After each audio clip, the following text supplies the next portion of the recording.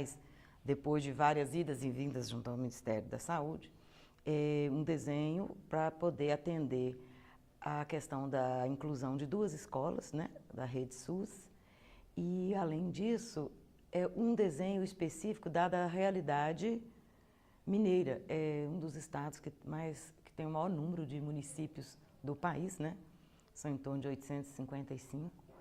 E, além disso, a gente tinha uma outra característica, que são uma grande concentração de municípios na região centro e sul, e uma malha muito grande, com grandes extensões de municípios no norte de Minas, né? E Vale de Jequitinhonha e Noroeste. Que são eu falo que são 2 Minas Gerais, né?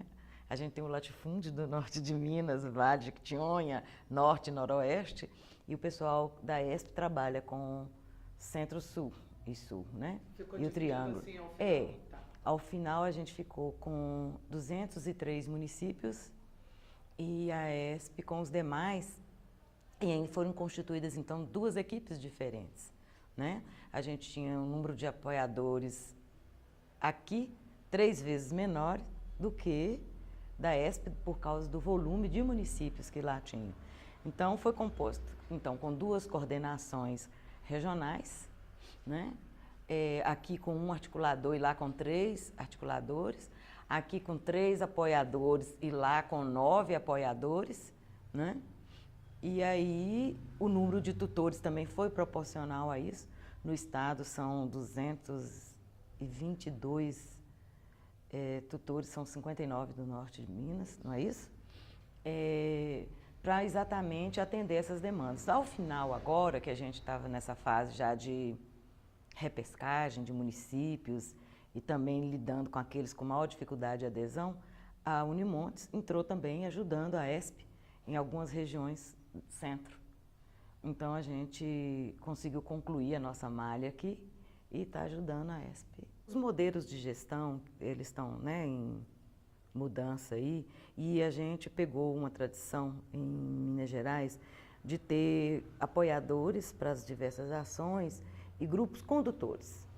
Então, inicialmente foi criado um grupo condutor do projeto em Minas Gerais, né? E foi importante isso, porque ele foi composto pelas 2 escolas, pelo COSEMS, pelo Grupo de Educação Permanente da Secretaria de Estado de Saúde e as coordenações de saúde mental e atenção básica. Então, esse grupo, com a participação do Ministério da Saúde através da Ana Letícia, né, que é a nossa coordenadora macro, esse grupo é aquele que fez toda a estratégia de divulgação, de captação, de parceria com os municípios, para que tanto os municípios ligados ao COSEMS como as superintendências regionais de saúde, que são 28, né, são 28 regiões de saúde em Minas Gerais, que elas pudessem participar.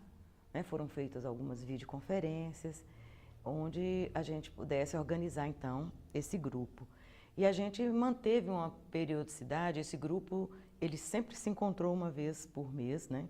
Inclusive agora, dia 1º, a gente tem reunião, para que fosse discutindo os problemas que a gente estava enfrentando e a construção de saídas, né, coletivas. A gente teve isso. E também tem a questão de cada escola seu estilo. A escola aqui, ela tem uma relação mais direta com os gestores da região. Isso facilita o acesso, apesar das grandes distâncias e do recurso pequeno em termos de malha rodoviária. Mas foi viável porque a Unimontes ela já tem campos nessas regiões, aqui nessas, né, da área de cobertura nossa, e esses campos eles facilitaram o contato. E também a gente reuniu no nosso grupo pessoas que já trabalham na gestão e conhecem os gestores do norte de Minas. Eu acho que talvez conhecer a realidade, conhecer a malha rodoviária, conhecer as parcerias possíveis, né, e as que a gente tem que ir atrás de outros recursos, eu acho que aqui tinha esse diferencial. Inicialmente, né, foi feito o edital, eu acho que como nos outros estados, o edital com a divulgação, e a gente trabalhou bastante a divulgação das pessoas para que elas concorressem ao edital. Teve uma primeira formação em Belo Horizonte para Minas Gerais toda, ela não foi suficiente. Depois nós tivemos ainda mais outra formação aqui do norte de Minas, e a ESP desenvolveu mais 2 formações para selecionar tutores, né? Porque a gente lidou com muita situação assim, às vezes você tem o perfil, mas a pessoa não tinha a disponibilidade necessária para estar lá, né? Então, ou então ela contou com a liberação inicial do gestor e depois o gestor se recolheu. Então, com isso, a gente teve que ir mudando, né? Algumas pessoas foram trocadas aí no percurso. E essa seleção ela foi tanto para orientadores como para tutores, né? A gente fez isso, foi simultâneo. Foi uma construção coletiva, né? Com algumas dificuldades contadas, mas eu achei que foi tranquilo, né? Inicialmente, a comunidade de práticas, ela não era uma atribuição das coordenações locais, né? Estaduais. E essa relação era direta de tutores, orientadores e o pedagógico. Nós não fazíamos parte disso, até começar a dar problema.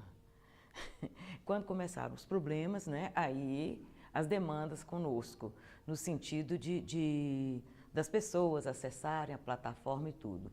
Eu considero que foi um ponto que exigiu muito esforço, porque contou-se com um hábito que as pessoas não têm ainda, né, que é de estar conectada em redes, serem ágeis, responderem, né? Então teve um esforço muito concentrado para que isso acontecesse.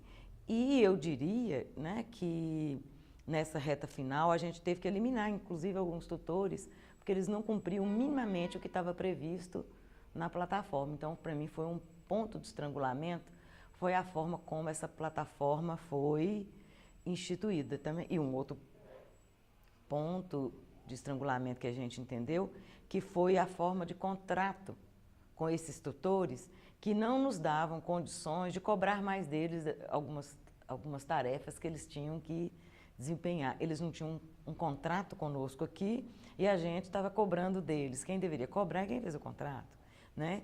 Então, eu acho que foi um ponto que, assim, de dificuldade na relação, né, com a coordenação nacional, macro-regional e as coordenações locais, né? Essa dificuldade em relação à relação com os tutores, e uma outra dificuldade também foi com relação à infraestrutura. Entrega de material, prazos, né, difíceis de serem cumpridos, fluxos muito cheios de informação, sabe, planilhas muito difíceis de serem cumpridas, né?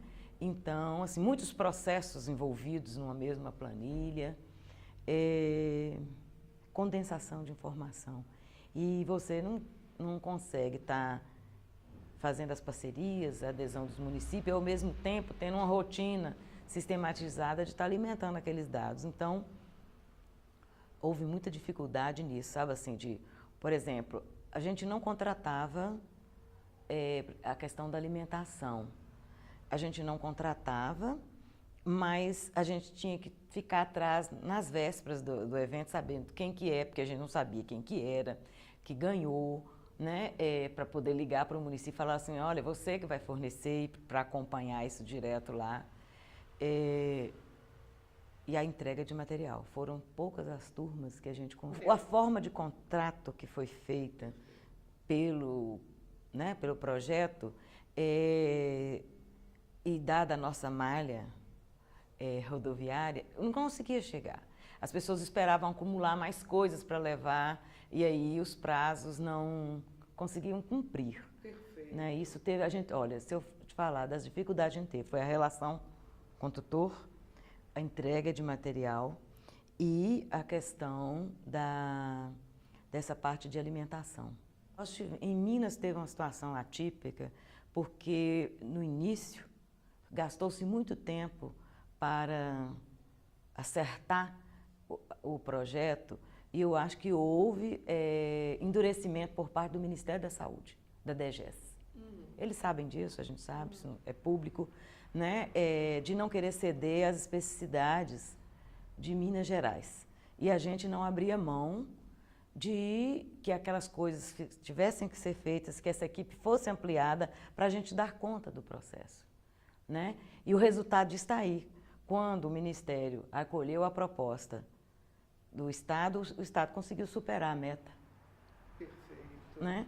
Então, assim, isso demorou muito, no sentido de achar que tinha que ter só uma coordenação, né? E a gente tem esse modelo de trabalhar de uma forma muito autônoma entre as duas instituições, né? Porque são serviços independentes, e eles queriam uma centralização que a gente não tem o hábito de fazer, e mineiro, você sabe, né? Quando também não quer, enrijece. Então, houve uma certa tensão no início, porque houve esse endurecimento do Ministério da Saúde, da DGES, para ampliar a equipe em Minas. Também eu acho que foi o único estado que tem esse número grande de municípios, e eu não sei quanto que foi a meta dos estados, quanto que eles atingiram, eu não acompanho isso aí de perto, mas assim, a gente achou extremamente audacioso esse projeto, porque nós não trabalhamos em nenhuma instituição pública em Minas Gerais, seja ela de gestão ou de ensino, com meta de 100%. Nós não temos esse hábito aqui. E esse projeto ele veio com a meta de 100%. Né? E a gente então dizia que nas condições que estavam colocadas não ia atingir. E nós também não contávamos com isso. Era um ideal que o Ministério da Saúde tinha, e a gente aqui, no trabalho de formiguinha, dizíamos entre nós, uns 85% está de bom tamanho. Que é uma meta que a gente trabalha, a gente sabe que todos os cursos que a gente trabalha têm evasão, né? Em qualquer área, seja da distância, seja presencial, a gente já sabe disso. Mas esse aqui, né, ele teve esse alcance diferenciado, né? A gente está chegando a quase 100% dos municípios também. Aqui no norte de Minas, estava previsto inicialmente 203 municípios, e todos eles estão incluídos, todos estão fazendo a capacitação. O DGES acatou a nossa proposta de modelo, né, de funcionamento, né, para que a gente pudesse fazer esse desenho aí, cada instituição trabalhar segundo as suas lógicas, né? Lá tem um modelo de trabalho, aqui nós temos outro modelo de trabalho, mas aquele desenho que foi estabelecido inicialmente, ele atendeu, né? Então a gente reconhece que o nosso pedido ele não era sem consequências e que a gente também não ia aceitar em um outro modelo, né? Por exemplo, quando o professor Geraldo colocou para nosso departamento, que era para a gente fazer a coordenação estadual, né? A gente até riu dentro do departamento. Como é que é? Daqui de Montes Claros você vai fazer uma coordenação? Isso não existe. O que a gente dá conta, e foi o que o departamento colocou para ele, a gente faz o nosso território, que é a nossa prática. Sempre quando tem esses processos, a Unimontes, né, ela fica com essa região, e a ESP já é uma tradição daqui que tem funcionado. Não é que a gente tem que fazer a tradição porque ela é tradição, não é porque funciona bem. E olha aí o resultado. A metodologia, o material, ele nos era todo familiar. Inclusive, Minas Gerais precisou de 2 pessoas para lerem o material todo e dar um parecer. Eu fui uma dessas pessoas que dei o parecer, porque eu fui parecerista da linha Guia de Saúde Mental do Estado, e aí eles entenderam que a gente podia dar esse parecer. A gente deu um parecer favorável, achou que o material é adequado, que ele só padecia de um problema que a gente colocou no parecer. A linguagem muito voltada para trabalhadores de saúde mental. E o desafio desse material era atingir o profissional da atenção primária de saúde. E eu até sugeri que criasse um glossário de algumas palavras no final para poder aproximar mais as linguagens, né? Que é um problema que eu percebo nessa área, na saúde mental, álcool e outras drogas, porque nós temos 2 grupos, um de especialistas em saúde mental que conhecem pouco a atenção primária e a atenção primária querendo entrar dentro de um processo sem ter acesso a uma linguagem. Há um descompasso nisso aí, né? E aí, então, a gente achou que o material ele era adequado, a metodologia adequada, mas houve também um impasse em relação a esse material, que todas as 2 escolas, elas tiveram muita resistência, mesmo que eu desse um parecer favorável, que a gente não participou da produção. Isso foi uma metodologia que foi estrategicamente adotada pelo projeto, de encomendar isso aí para uma instituição, mas as escolas, elas ficam ressentidas, que é como se elas não tivessem profissionais que fossem capacitados para desenvolver essas metodologias. E em Minas tem pessoas, né, que atuam com essas metodologias. Só tem que eu acho que essa reclamação não foi só de Minas Gerais, não. De chegar com material pronto, essa ideia de verticalização, sabe? E todo mundo tem uma certa resistência a ela. Apesar de que do meu ponto de vista, o material está muito bom. Eu acho que ele deve ter provocado em vários contextos. Por quê? O profissional da atenção primária, ACS, técnico de enfermagem, eles têm poucas capacitações hoje. Para você ter ideia, teve ACS que veio fazer conosco aqui a oficina e no depoimento dele ele dizia assim, tem 5 anos que eu trabalho na assistência e essa é a primeira capacitação que eu estou tendo. Né? Então, veja bem, né? Eu estou falando uma realidade aqui nossa, norte mineira. Pouca capacitação, pouca educação em serviço para que essas pessoas se aproximem das necessidades da população. Esse é um problema que a gente tem, né, dos gestores, uma rotatividade muito grande, muda grupo político, muda ACS, muda enfermeiro, muda médico. Eu acho que tem um ponto que ele precisa ser avançado em relação ao projeto Caminhos Cuidado. Está muito difícil ainda o diálogo do médico, do enfermeiro, com o ACS que fez a capacitação. Eu sou gestora em Montes Claros, a gente está articulando isso, mas é com esforço. Porque você formou o ACS, mas ele ficou meio sem lugar dentro da equipe para estar colocando as suas propostas e desenvolvendo suas práticas. Então, a gente está preocupado em estar discutindo com os municípios e no evento de encerramento que nós vamos ter do projeto, a gente vai discutir com o município formas deles desenvolver estratégias de continuidade do trabalho com a ACS para que isso não se perca. Né? Significa envolver o enfermeiro, o dentista e o médico. Significa envolver equipes de NASF, para que elas possam estar dando essa retaguarda para o trabalho deles. Né? A proposta é, primeiro, sensibilizá-los para essa importância. Segundo, relatar para eles a experiência que Montes Claros está desenvolvendo em relação a isso. Montes Claros ela já começou, né, tem uns 3 meses já, uma estratégia que o psicólogo de NASF, em Montes Claros são 18 NASFs. Os psicólogos de NASF eles estão fazendo acompanhamento mensal dos agentes e técnicos de enfermagem, fazendo rodas de conversa para falar dos casos no território e as formas de intervenção.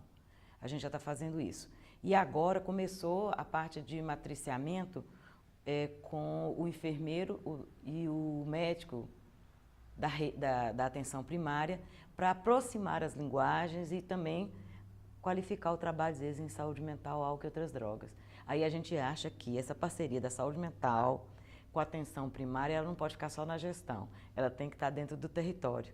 Né? Então é essa malha que está sendo construída em Montes Claros para dar continuidade ao trabalho deles. As escolas só foram envolvidas na execução. Primeira coisa. Segunda coisa, que eu também descentralizaria, pelo menos por estado, as questões com os pagamentos, com a alimentação, com a questão da relação com os tutores. Terceira coisa, eu faria um outro contrato com o tutor. A forma contratual ela não foi adequada para que a gente acompanhasse e exigisse dele aquilo que era necessário que ele desenvolvesse. Sabe, eu faria essas 3 coisas. O principal é o alcance dele. Né? Você conseguir o desafio de 100% de municípios e 100% dos ACS, né? Eu não conheço nenhum projeto no Brasil que teve essa pretensão e, né, não sei, em Minas está alcançando. Eu acho que esse que é o grande desafio de estar aproximando essas pessoas lá do território. Além dos agentes, os tutores, tem uma gama isso, aí de... não é? Eu acho que essas pessoas, né, elas não serão mais as mesmas nas suas intervenções. Claro que tem que ser acompanhadas, né? Mas eu acho que essa questão da expansão, do acesso, né, em todas as regiões, isso para mim é uma coisa assim maravilhosa. Eu nunca trabalhei num projeto que tivesse esse alcance. Agora, veja bem, eu já trabalhei com capacitação de agentes comunitários de saúde, em saúde mental, álcool e outras drogas. mas um alcance extremamente limitado, a relação com os gestores muito precária, no sentido assim de não dar condições mínimas para que o ACS, o técnico de enfermagem, pudessem ser capacitados. Eu já trabalhei em umas 4, 5 projetos, né, de capacitação, e as pessoas vêm por adesão pessoal, não tem um incentivo. Achei muito bacana a estratégia de fazer dentro do horário de trabalho, né, porque dá um estatuto para a pessoa que faz parte do processo de educação permanente e que o serviço ele tem que colaborar com isso. Né? A maioria das capacitações a gente realiza aqui é fim de semana, é à noite, e as pessoas vêm por uma questão pessoal, interesse só. E os gestores agora eles estiveram muito mais envolvidos. Curioso demais, tinha gestor, né, que quando estava iniciando o projeto, na cidade dele ele queria ir, ele queria ficar no primeiro dia de aula, e os tutores me ligavam, como é que eu faço? Eu falei, deixa quieto, ele só está na curiosidade. O segundo ele não vai aparecer não, e era isso mesmo. Né? Então assim, deles irem, querer saber do que foi feito e tudo. E na conversa com os gestores, que a gente liga para alguns aleatoriamente para saber como é que foi a relação com o tutor, como é que foi, né, como é que os seus ACS estão vendo a capacitação, todos elogiam, né, no sentido que está contribuindo sim para a formação. Porque também aí não precisamos nem discutir a questão da relevância da temática, sobretudo crack, álcool e outras drogas, né? Não tem nenhum município no país que não tenha problemas com isso e todos com dificuldade de desenvolver linhas de cuidado para isso. Então, né? Afetou mesmo. Acho que sim. Foi impactante, sim. Né? Ele está sendo ainda, né? Porque a gente percebe que muitos dos gestores ficam ligando, olha que dia que vai ser a minha turma, porque o número de tutores tem que ir adequando, né? Para que dia que vai começar a turma do meu município ainda não começou, não vai ter mais no meu município. Aí eu falo, não, seus dados que estão incompletos, você tem que mandar os dados, etc. Então, houve interesse de gestor, né? E aqueles que estavam com resistência, a gente induziu. Uma pequena pressão. Uma pequena pressão é necessária. Tipo assim, eu vou comunicar ao Ministério da Saúde, então, que você está recusando um curso deles. E comunicava mesmo. E rapidamente... Oi. Qual gestor que quer estar em atrito, né, com o Ministério da Saúde? Eu falava, então, nós vamos comunicar. E eu comunicava mesmo. Eu ouvi assim, alguns depoimentos, alguns relatos, tanto de tutores como de ACS que tiveram a oportunidade de estar no projeto, que eles assim, se sentiram muito valorizados, as pessoas se sentirem acolhidas, dos processos serem humanizados, do cuidado em saber se tem uma alimentação adequada, se o material chegou, a disponibilização de material para as pessoas também foi uma coisa importante. Mas eles relataram experiências que deixam a gente muito sensibilizado, sabe, de algumas práticas, de coisas que foram possíveis eles fazerem de intervenção junto a famílias, junto a usuários, mudar a forma de abordagem, na perspectiva de acolher a pessoa, saber que ali há uma dificuldade também para a pessoa, incluir algo da redução de dano na vida deles, e isso recai na vida pessoal. Eu percebo que muitos, eles tiveram um efeito para a vida deles, não só para os usuários, que ele vai ficar na assistência, né? E aí eu acho muito importante, né? Porque assim, eu sou militante dentro da reforma psiquiátrica, e para nós a gente entende que as práticas elas têm que qualificar as pessoas, mas também que elas têm que humanizar as relações, né? E romper com alguns modelos que a gente conhece aí, que se mostraram inadequados. E aí eu percebo que esse alcance, sabe, foi um material que ele foi feito, apesar de ser de uma forma verticalizada, que é a crítica que todas as escolas fazem, né? Ele permitiu esses momentos de reflexão pessoal, né, das pessoas se emocionarem, chorarem, contar do caso da vida, caso do cotidiano do trabalho, né?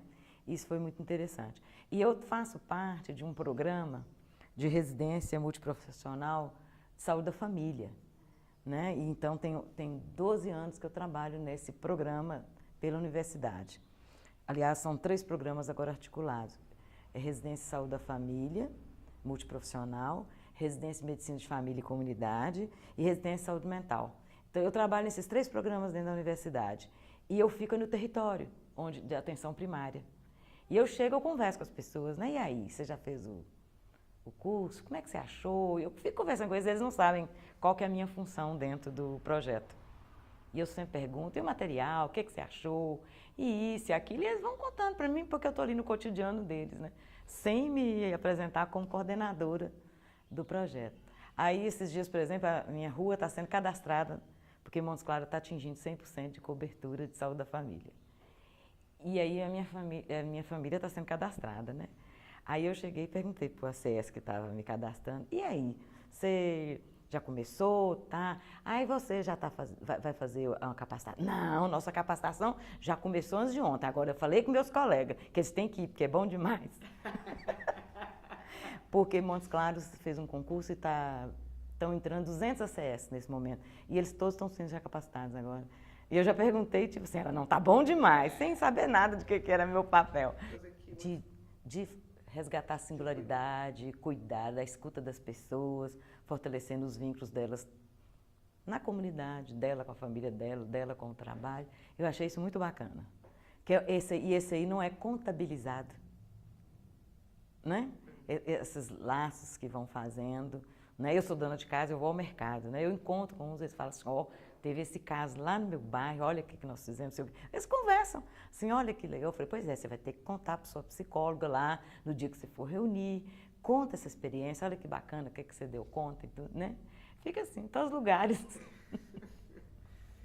Maravilha, Rosângela. É isso. Muito. Fora o serviceiro e o tanto de número que esse povo põe a gente para contar, né? Mas a briga nossa aqui foi boa, viu? Com a DGES.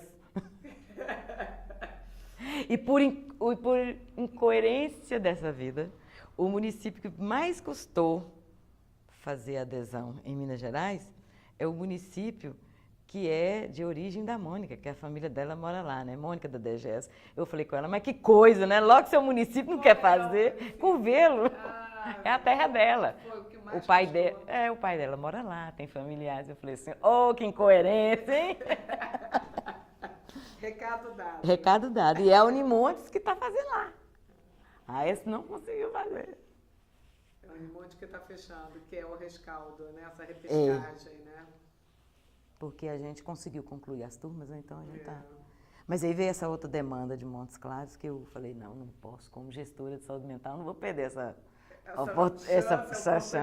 Nem pensar, Já né? pensou? Aqui foram para 850 CS. Uns 90% vai estar. Todo mundo passado pelo...